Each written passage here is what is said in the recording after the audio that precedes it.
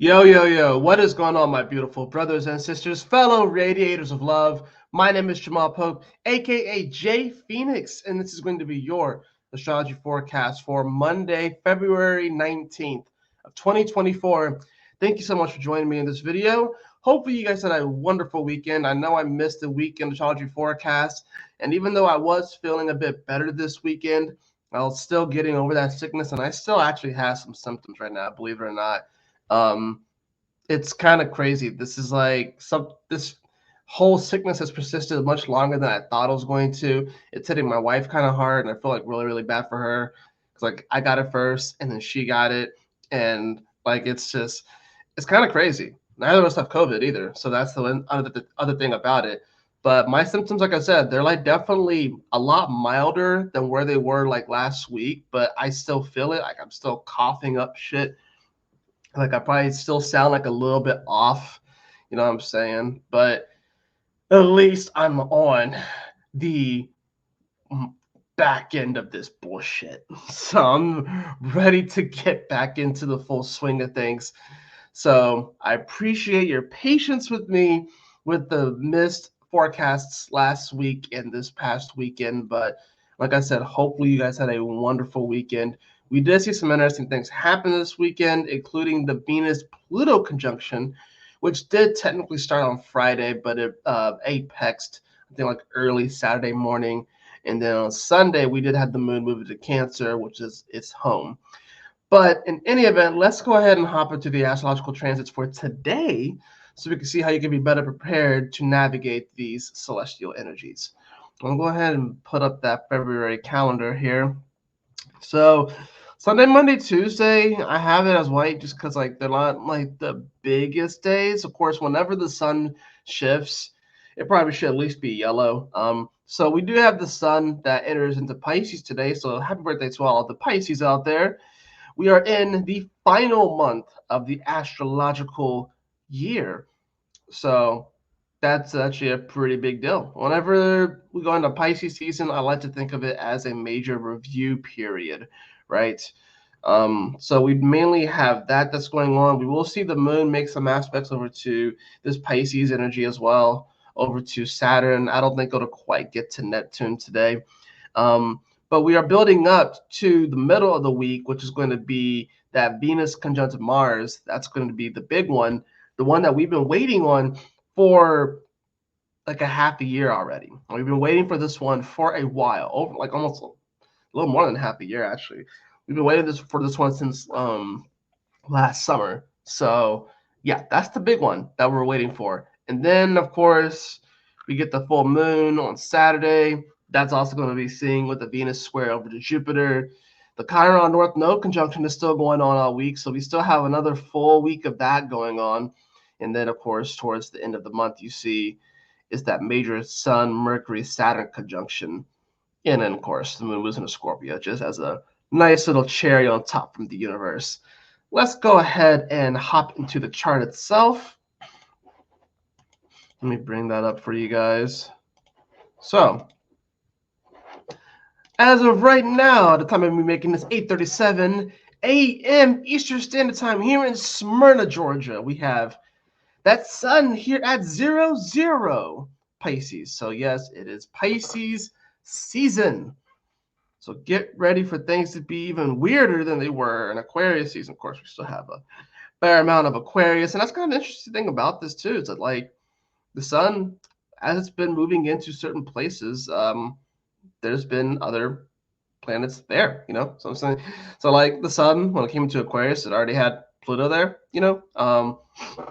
And then of course, you know, we have now it's moving into Pisces, and it has Saturn and Neptune there already, right? So the sun's moving into these spots where there already are planets, you know. So that's kind of interesting. You know, it's not just alone in that aspect as far as like when it's moving into a sign. It's not alone. It's not by itself.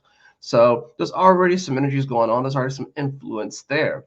Now, of course, we will see as the day progresses, you know, we're going to see, of course, that moon, it is going to make a nice little trine over to Saturn here at 8 degrees, right? And it also will make another aspect, it'll make a nice little sextile over to Jupiter at 9 degrees. So today, like I said, you're not going to see like a whole lot besides the energy shifting from Aquarius to Pisces. You're not going to really see a whole lot in the way of other major aspects. Now, what we will feel is some tightening energy. We're feeling the Chiron North Node conjunction. I guess that's actually the major thing that happens is that they actually come to their full conjunction today. I think it's interesting that this happens when the sun is in Pisces. I also think it's interesting considering the degree of this conjunction is 16 degrees. 1 plus 6 is 7, and 7 is Pisces energy in numeral, like speaking from like a numerological standpoint. 7 is Pisces energy.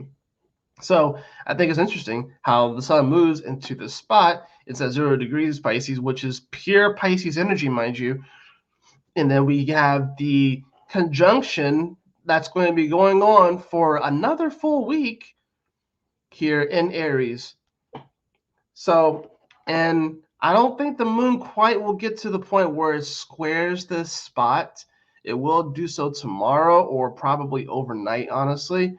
But yeah, it's going to be more like an overnight thing going into the next day where we're actually going to see the moon square that spot. So early Tuesday morning, we'll see that.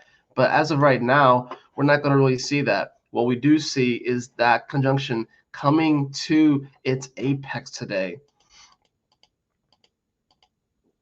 which is freaking huge. It comes to its apex around 2:40 p.m. Eastern Standard Time, right? This is going to be happening while the moon is here at 8 degrees. So it happens at the time that the moon is enshrined to Saturn. So that's the interesting thing about this. We got to consider, right? Because the moon and Saturn naturally oppose each other on the zodiac. The moon rules Cancer, Saturn rules Capricorn, right? They don't like to be in each other's places. Now, as far as this particular aspect between them, I wouldn't call this any type of like mutual reception or anything like that, right? Because the moon is at home in Cancer, and even though Pisces is another water sign, it can get very floaty in Pisces. You know what I'm saying? It can get very, very floaty and not necessarily have the control over its emotions that it wants to have. That's the interesting thing about this because you got to think Cancer is a cardinal sign. It's all about direction. It's all about directing energy, right? So that's why the moon likes to be in Cancer. It can actually direct its emotions a little bit better, still feel the empathy and still feel all that sort of stuff, but learn how to direct it. In Pisces, it's unbridled, it's uncontrolled, and it can be as calm as a gentle stream or a puddle that has nothing going on in it, or it can be as violent as a level 5 rapid river, level 5, rapid in a river, or a freaking torrential downpour rain, or a fucking, cataclysmic, storm in the middle of the ocean. And that's the thing about it too. Now, with Saturn here, of course, Saturn here is navigating Pisces, navigating the ocean right now, right? And Saturn likes to be in control. And with it being in Pisces, there's like little to no control here.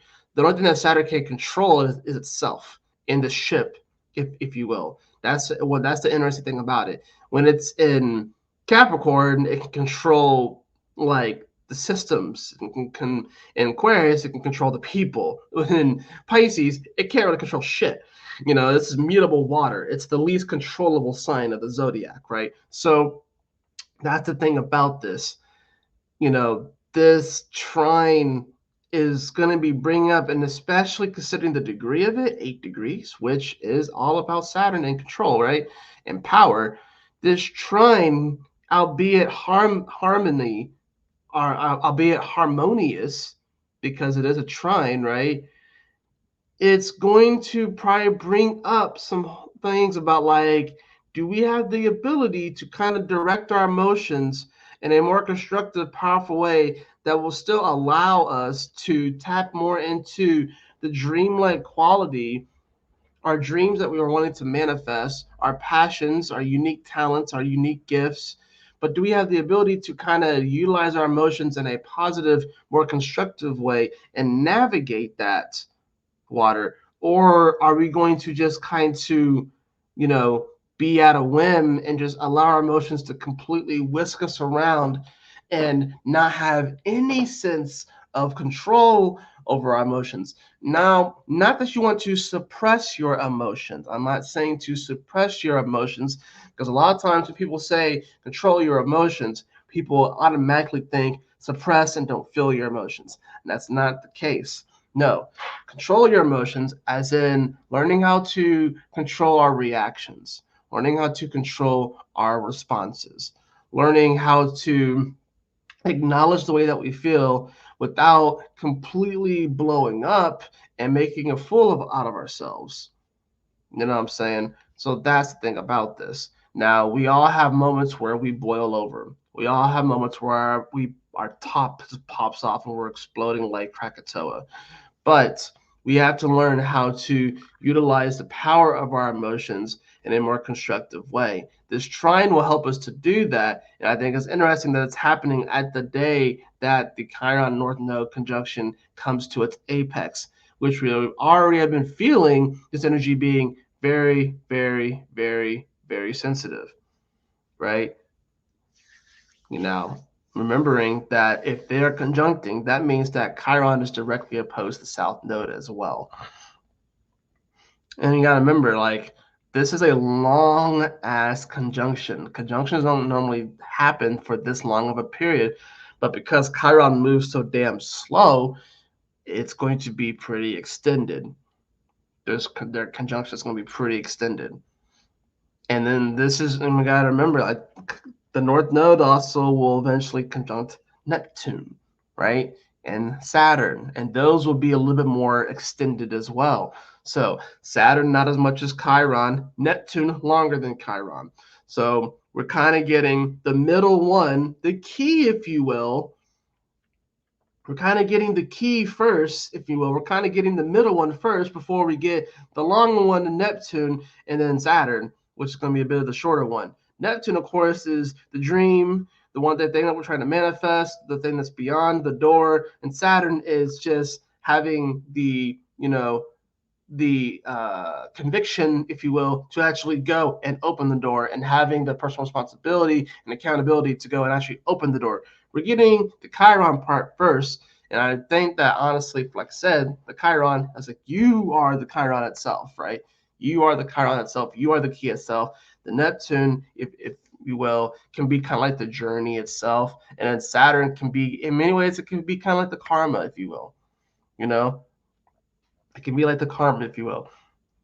But, this, like I said, this is a very, and I don't know. I think for me, I'm feeling a lot into this energy, and this probably has a lot to do with the fact that Pluto is on my Saturn. I have Saturn at 1 degree of Aquarius. So I feel like, I'm going through a massive transformation that is hard to describe, honestly.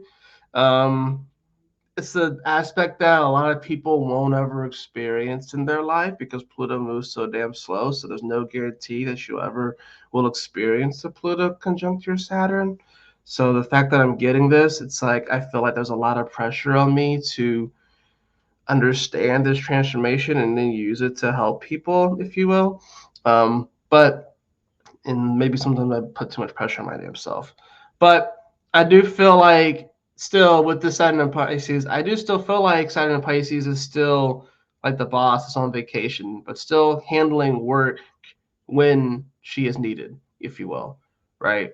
So we have to learn how to be able to, if we get triggered, if we get upset, if we get, you know, if our boundaries get crossed, we have to learn how to, respond in a way that is a little bit more emotionally mature, if you will. We have to learn how to respond in a way that is not going to have us look like we're batshit crazy. I think that's another part about this.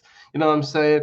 And some people will kind of go there though. Some people like take pride in going batshit crazy, or they'll take pride in like, oh, if you yell at me, I'm gonna just yell louder at you, and they fight fire with fire and stuff. And I feel like today is going to be a reminder of like, well, that's just going to cause more fire. That's just going to cause more havoc. That's just going to cause more craziness if you continue to do that. And for some reason, people think that that's okay because it's like they're still are focused on bettering, being better than the other person or better than the other situation. Sometimes it's best to just sometimes it's best to just chill and walk away or admit defeat too. Maybe you just simply admit defeat to that person too. If someone disagrees with you about something, like say if you like a certain political candidate and the other person doesn't like them, and y'all get into an argument, maybe you can be like, you know what, you're right, and then move on. Because you admitting that they are right, what it does is it diffuses the situation. You can just walk away. You can still hold your opinion too, right? It doesn't mean that you have to abandon your position. It just means that you are no longer engaged in a situation where your emotions are being held hostage. And that's the point about this. So I think sometimes we are afraid to admit defeat because then we feel like we have to change our position. We don't necessarily have to change our position, but at least our emotions aren't being held hostage. At least we can be put into a situation where vibrationally we are a little bit more sound in thoughts, a little bit more sound in feeling, you know what I'm saying? You know, and we don't have to be engaged in these sort of conversations and strange dichotomies and stuff like that. Although some people do get a kick out of it. I used to be that person. I used to get a kick out of having like internet arguments. Like in my like high school years and shit, and like my early 20s, you know how many fucking internet fights I got into over like weird philosophical bullshit and stuff. And now like I could do the same thing now. I choose not to.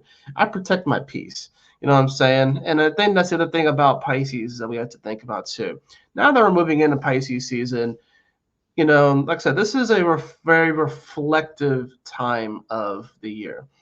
We have gone through 11 signs of the zodiac, and now we are at the final sign before the astrological new year. So this is a very reflective time. You can even think about it. I'm not, like I said, I'm not religious, but you can even see, like in the Christian faith, this is the time where they're doing their fast, right? They're doing Lent. So generally, whenever you're doing a fast, it's generally a reflective time, right? You're reflecting on the thing that you're giving up, why you're giving it up. Are you going to continue giving it up after the fast is done, or at the very least reduce the amount of whatever it is that you're doing, whether you're giving up. I know when kids were like, when we were younger, people like kids would give up like soda or like sugar, or like they would watch less TV, or they wouldn't play as many video games, shit like that. You know what I'm saying? Now that we're older, people are probably going to be giving up like alcohol or meat or whatever like that. You know what I'm saying? But it's a reflective time of the year with Pisces because it has a little bit of every single sign in it, which is what makes Pisces so unique and magical, if you will, is because the sun has traveled through 330 degrees of the zodiac. 330, 33. That's a master number, right? And then you get to Pisces, right? So that's the thing. That's what kind of makes Pisces so magical, is that it's like, in many ways, it's kind of like that step beyond. It's like beyond the beyond.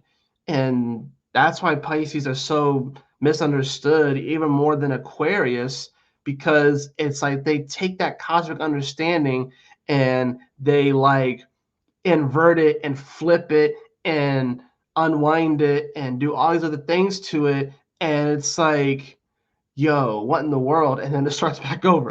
So it's like Pisces will bend the rules of this universe as much as they possibly can, right?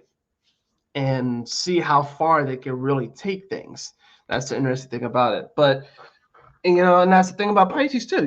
Think about it. Its 12th house is Aquarius. So now we have this sun with the 12th house to it now is like has Pluto in its 12th house now.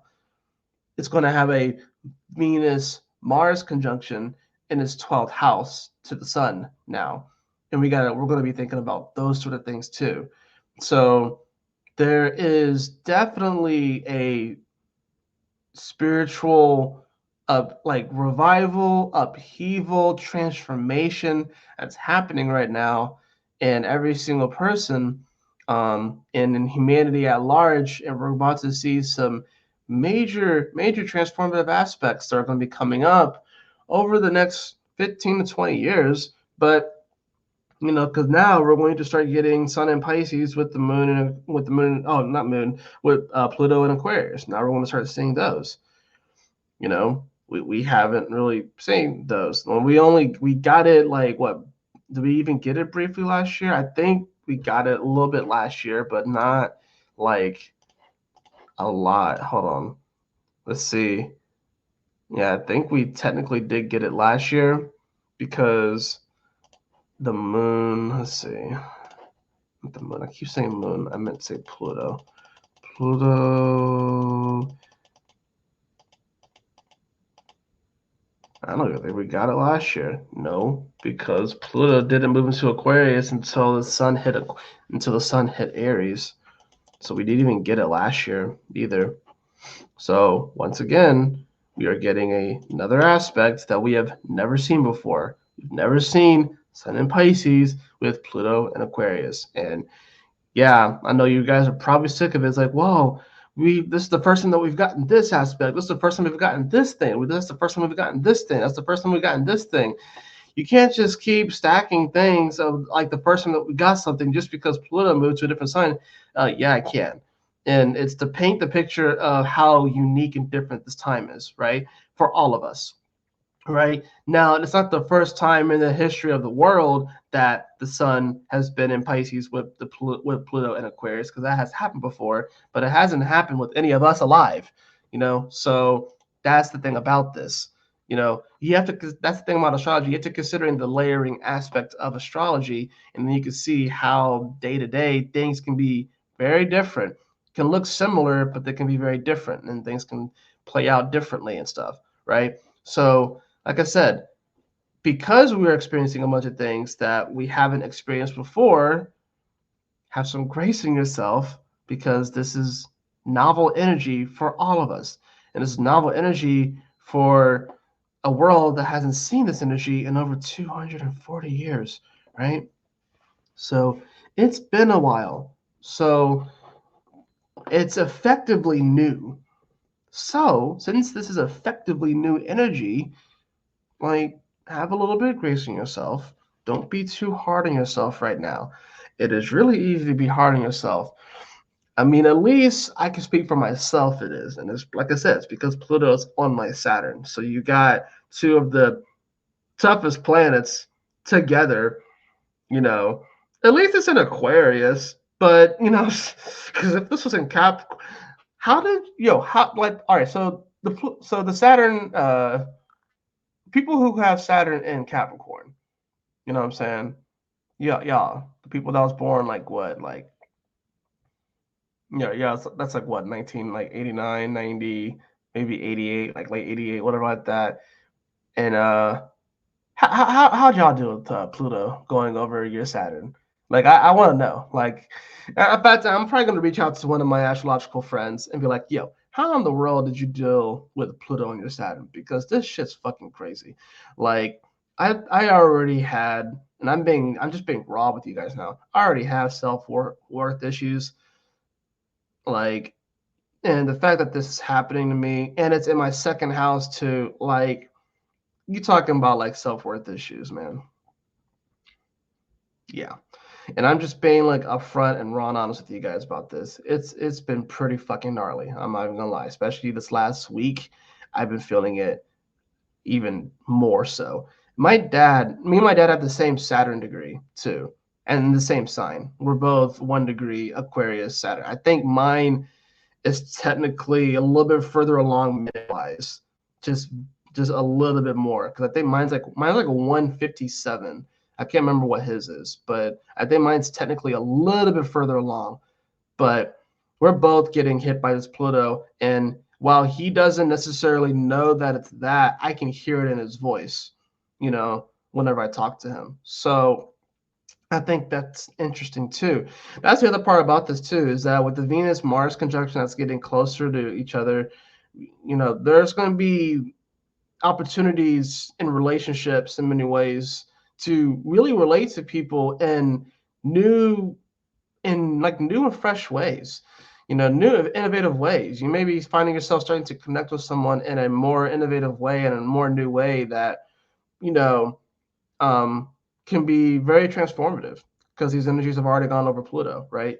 So now that the energy is still fresh.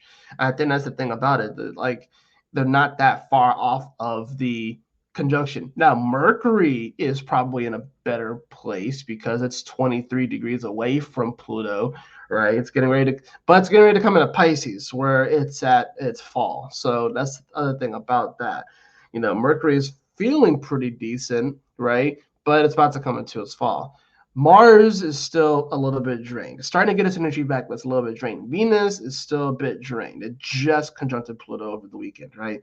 So they're about to come together, and because of that, they're going to be able to kind of come together in a little bit more of a raw, deep, authentic version of themselves, because a lot of the energy has been transformed by Pluto, right? So let's go ahead and hop into the cards. I know I kind of went off on some tangents and I rambled a little bit there, but it happens.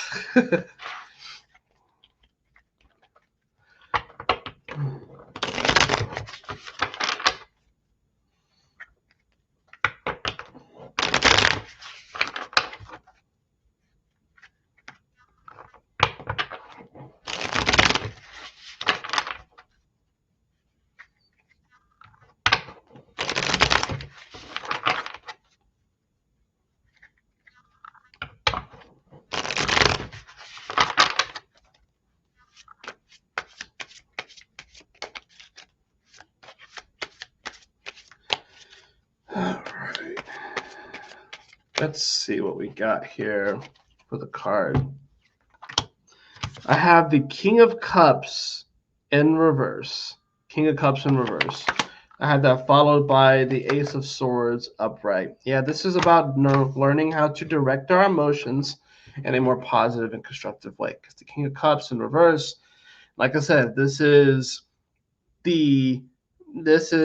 like the emotion, like this is when the king's emotions are unchecked, they're unbalanced, are they're wild, they're ruly, you know what I'm saying?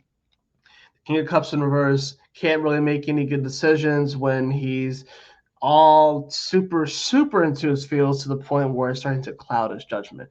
The Ace of Swords, this maybe give us an opportunity to open up a conversation or a dialogue with someone, or even the universe, maybe to explain why we may be feeling not necessarily all the way there. I think it's interesting too with this card that it's cups, but it's Saturn that's back there. But Saturn is in Pisces too.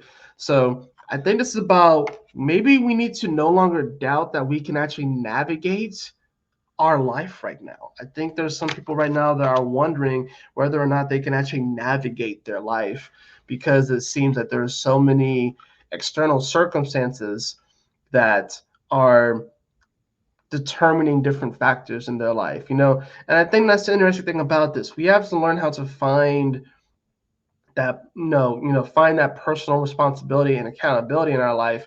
But we still have to acknowledge that there are external factors and stimuli that may determine certain things in our life, but we have to learn how to respond to them in a better way. And I think that's what this comes down to. We have to learn how to respond to these things in a better way, and that's where the accountability is going to come in.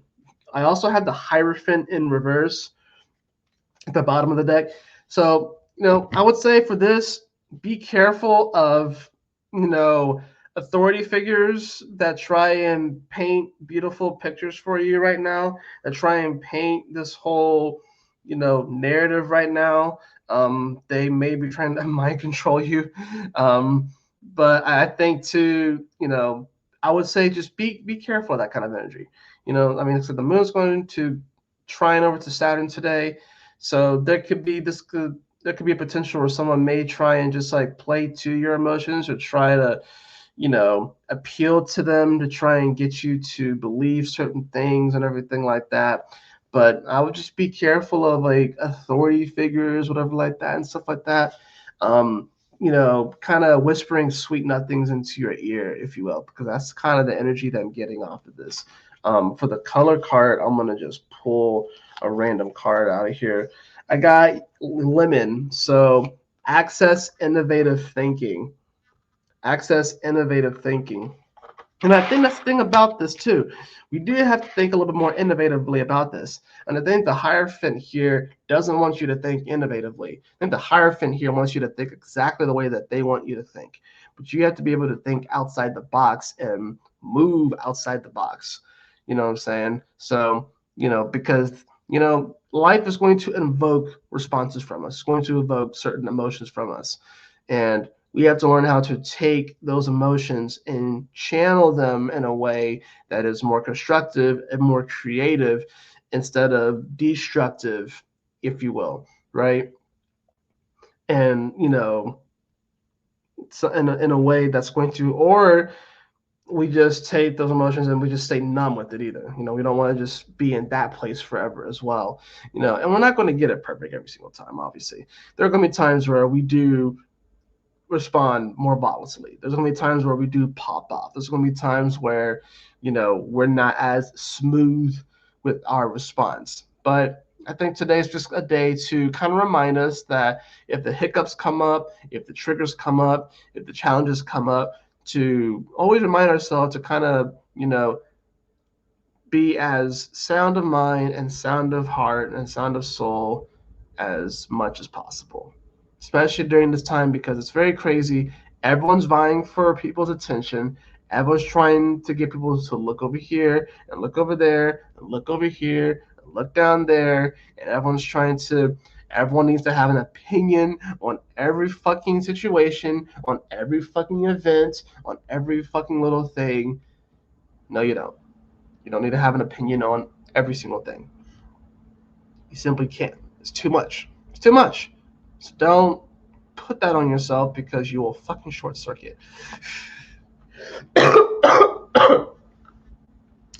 And with that, I will end this particular broadcast. So thank you so much for joining me on this astrology forecast. I hope that you all enjoyed it. If you did, please like, share, and subscribe. I definitely appreciate it. If you'd like to have a personal reading with me, beloved, you can follow the link in the description below to my website, jphoenix.com. And as always, y'all take care, stay blessed, have a wonderful Monday.